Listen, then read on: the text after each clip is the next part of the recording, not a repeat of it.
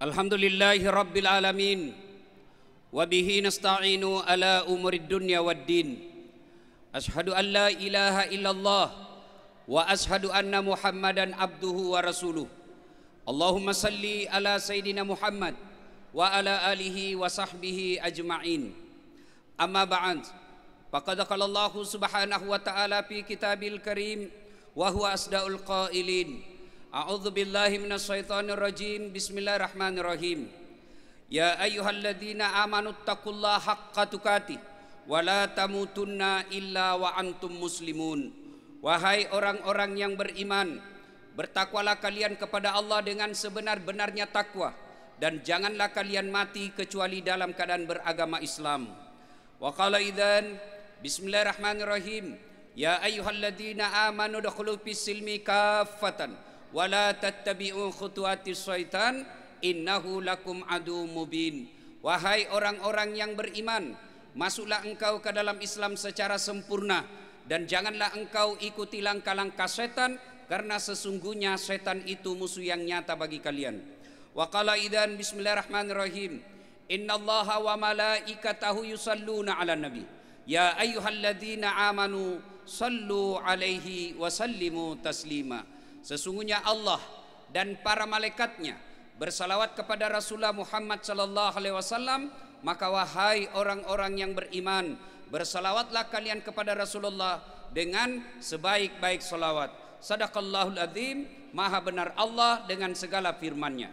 Bapak Gubernur, hadirin hadirat sidang jamaah majelis Jumat yang insya Allah dimuliakan dan dirahmati oleh Allah Subhanahu wa taala. Awal tahun 2021, rasa-rasanya kita sangat bersahabat dengan bencana. Tentu kita bertanya-tanya, kok bisa seperti ini? Padahal Asmaul Husna, nama-nama Allah, semua namanya baik.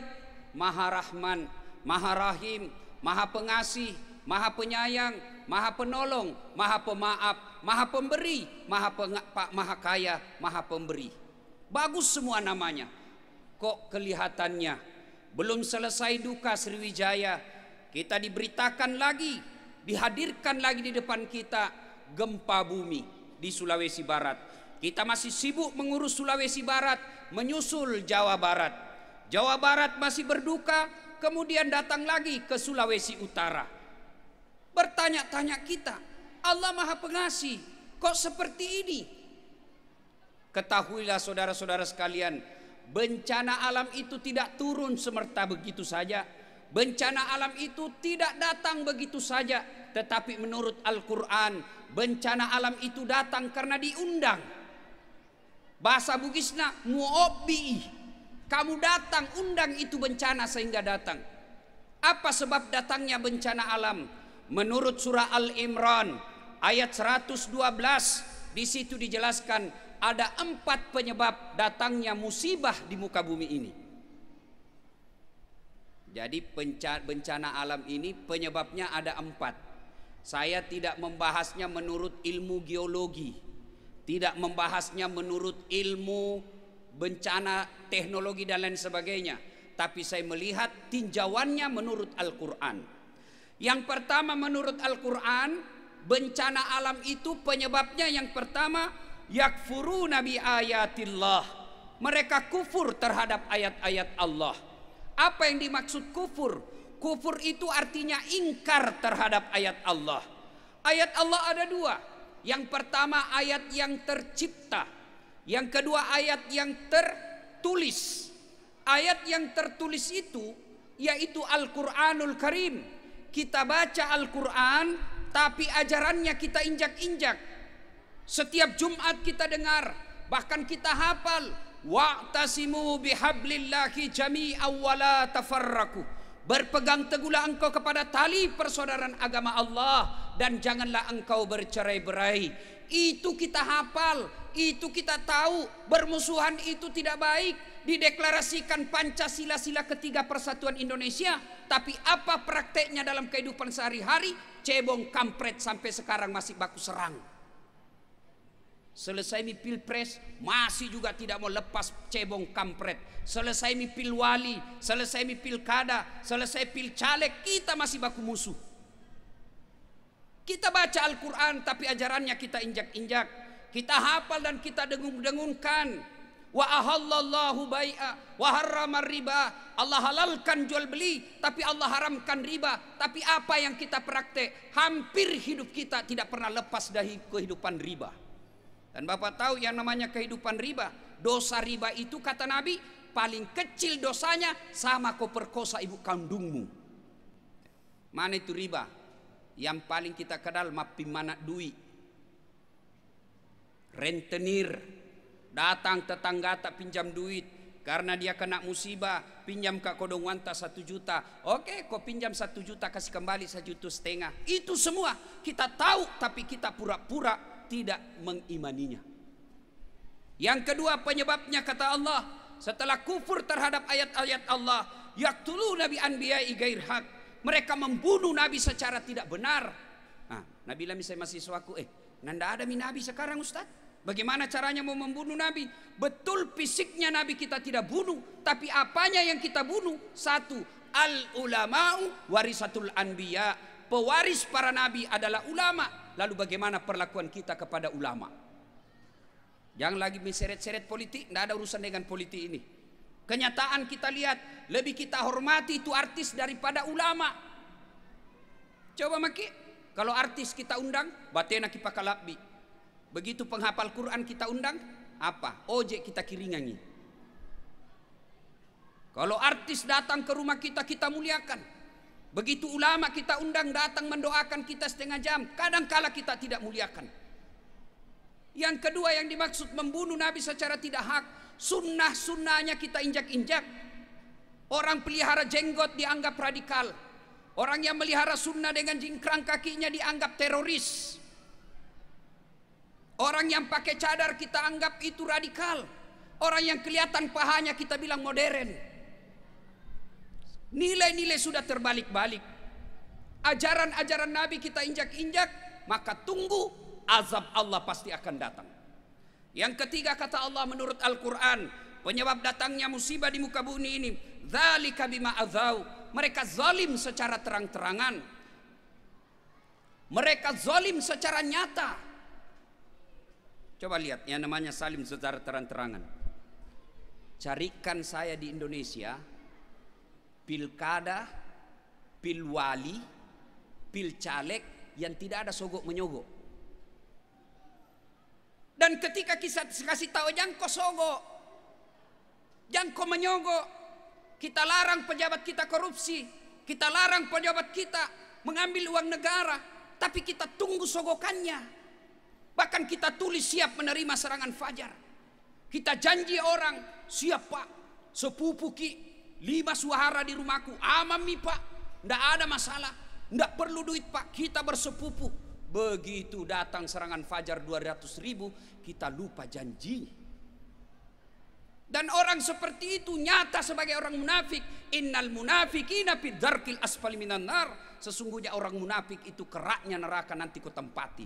Mana ciri-ciri orang munafik? Ya itulah tadi. Dan ketika kita larang jangan sogo, apa Nabi bilang? Lebih baik mini 200.000 annas sami ustaz daripada jo janji-janji akan begini belum jelas. Dan kita anggap sogok menyogok itu adalah sesuatu yang lumrah, maka hal-hal haram ini kita angkatkan lumrah.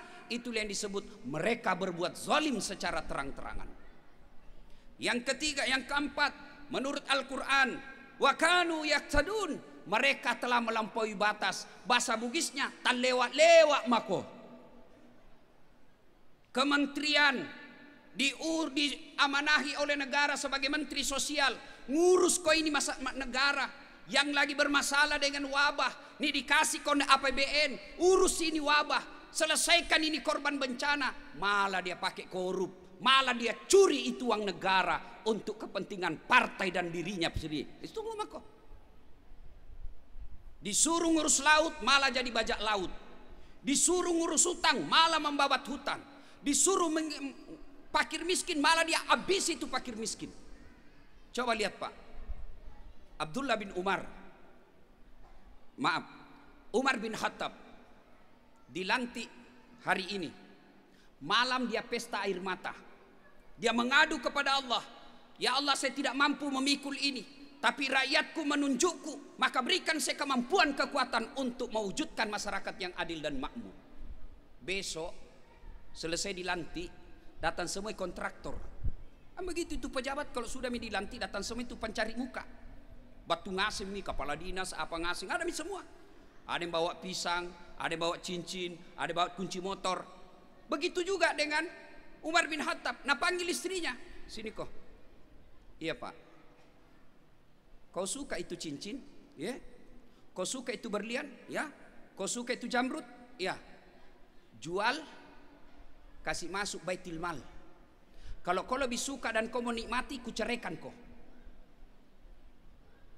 Coba, nyata-nyata sumbangan untuk dirinya, nyata-nyata masyarakat kasih untuk dirinya, tapi apa kata Umar? Ini meskipun untuk diriku, jual untuk kepentingan rakyat. Tapi apa yang terjadi kita? Nyata-nyata milik negara, nyata-nyata milik rakyat, tapi dipakai untuk kepentingan pribadi. Itulah yang disebut wa kanu yaqtadun, mereka telah melampaui batas. 4 ini penyebab datangnya musibah. Nah, bila maki itu, jo Yahudi, Amerika, tidak ada kemana. Betul, mereka banyak berzina secara terang-terangan. Tapi apa yang kita lupa, mereka punya teknologi, punya kelebihan ilmu, sehingga dia bisa baca bencana yang akan datang. Kalau kita sudah banyak maksiat, dongok pula. Ini jadi masalah. Mereka betul-betul banyak maksiatnya, tapi dia punya teknologi, sehingga dia bisa raba itu semua. Bayangkan kita, sudah kita banyak korup, masyarakat kita tidak tahu tanggap bencana, tidak punya teknologi, kebatilan dibiarkan, dan kita mau masa bodoh. Dan ketika Ustadz bicara seperti ini, apa dibilang? Jangan Ustadz bicara-bicara politik. Bukan bicara politik, ini bos, ini namanya amar ma'ruf nahi mungkar.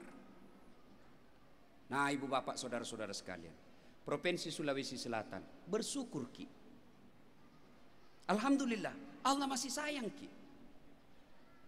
Ada yang berkata, Ustadz, bencana itu baik agamanya, kok kena musibah? Itu Pak Kepala Talan tidak kena musibah. Kok bisa? Musibah ada 3 jenisnya. Musibah ada 3 sifatnya. Yang pertama disebut ujian. Siapa yang dimasuk ujian? Mereka yang baik sholat jamaahnya, mereka yang rajin sedekah, mereka yang bagus tadarusnya. Kena musibah, diuji. Dan kalau namanya ujian pasti berat. Kepala dinas mau naik pangkatnya, mahasiswa mau jadi sarjana, tentu diuji. Namanya ujian pasti berat. Dan hanya orang yang sekolah yang ujian. Tidak ada yang becak tiba-tiba masuk di Unhas minta diuji skripsi. Tidak bisa. Jadi orang berimanlah itu yang diuji.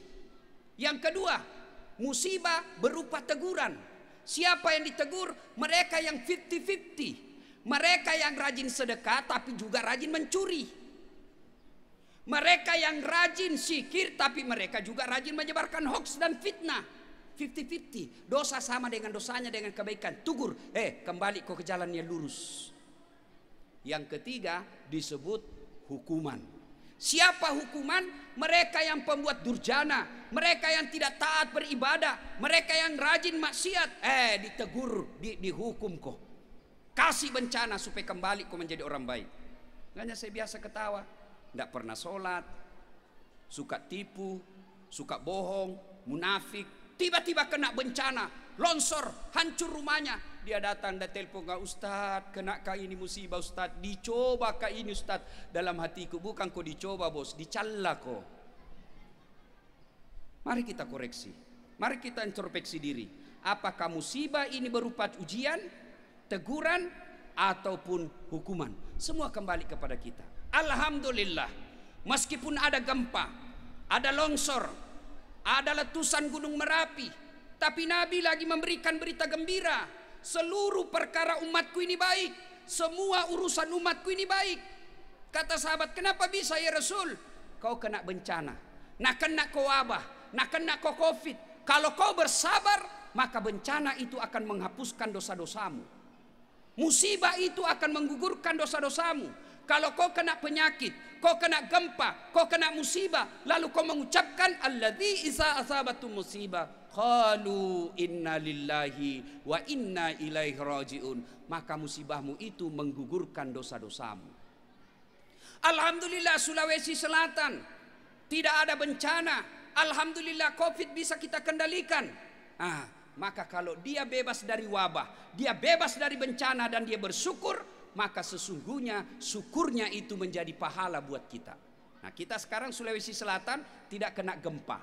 Bagaimana realisasi syukur? Bagaimana wujud nyatanya syukur? Maka syukur itu dengan cara pertama mengucapkan hamdalah, alhamdulillahi rabbil alamin. Yang kedua, setelah kita bersyukur dengan bilisan, maka kita bertasyakur.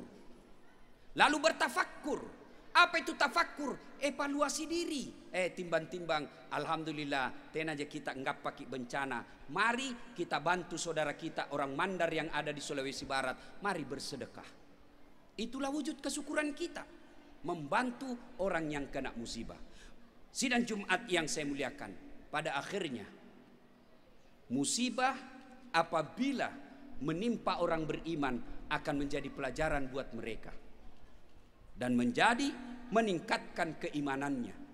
Tapi bagi orang-orang fasik, pura-pura beriman, dia akan cari-cari jalan. Oh, ini karena ada lempengan bumi bergerak. Oh, ini karena ini. Kalau semua gara-gara itu semua, Pak, mari kita pakai akal sehat. Di Sulawesi Barat memuju, sama frekuensi gempanya 6,2, sama lokasi gempanya. Tapi kenapa ada gedung yang hancur sama sekali, ada rumah yang cuma retak, sementara di sampingnya tidak ada apa-apa. Padahal kalau logikanya, nah sama-sama ini lokasi, sama-sama gempanya, kenapa ada yang lolos, ada yang tidak? Itu berarti bahwa ada pelajaran yang Allah ingin berikan kepada kita. Dan sesungguhnya beruntung orang-orang yang berpikir dalam musibah dan mengambil pelajaran dari musibah itu. Dan sesungguhnya merugi bagi mereka yang diberikan musibah tapi tidak memperbaiki dirinya. Demikian, semoga ada manfaat. Lebih dan kurangnya mohon dimaafkan. Nun wal kalami masrun. Billahi fi sabilil haq. Barakallahu li wa lakum wa izzazil mu'minin. Innahu huwal ghafurur rahim.